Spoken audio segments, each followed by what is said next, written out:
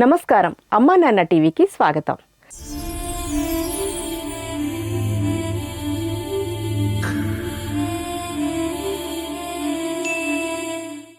సర్వం కోల్పోయి రోడ్డున పడ్డ ఎందరో అభాగ్యులకు, అనాథులకు ఆశ్రయమిస్తూ వారి ఆకలి తప్పులు తీర్చుతుంది అమ్మా నాన్న అనాథుల పుణ్యక్షేత్రం.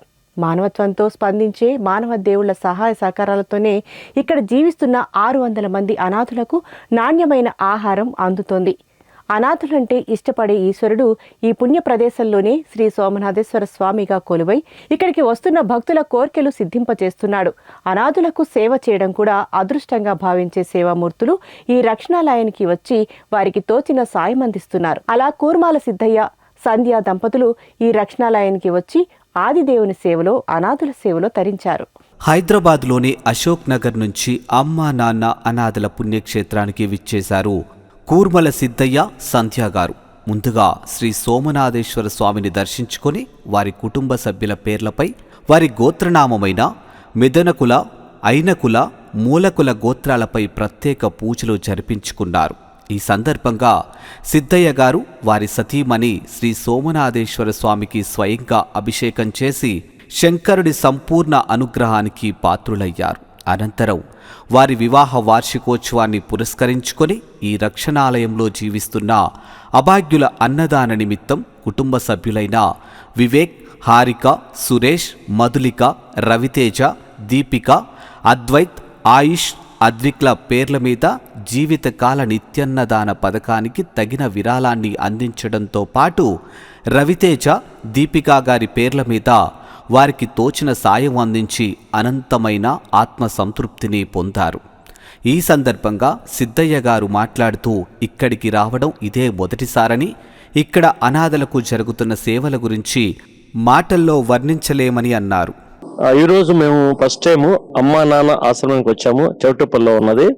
లాస్ట్ 2 years నుంచి we are observing their services doing by Mr. Shankar, the chairman. They are doing very excellent services to the poor, needy, orphans, women and children and aged persons. Doing very good services, unexplained services which we cannot express in words.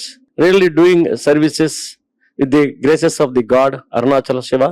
So we are very much happy that we have visited today. We are thinking for the last 2 years, but God is given today the permission to go and visit the ashramam. We felt we also seen the children and aged persons. We interviewed them and seen both women and male and female, all really very good services with hospitality and doing services and medical services also they are providing well. Myself and my missus Sandhya has come all the way from Hyderabad, Ashok Nagar we are residing. Myself K. Siddhaya, chartered accountant practicing, and she is Sandhya, my wife. We are on the way to my daughter's place.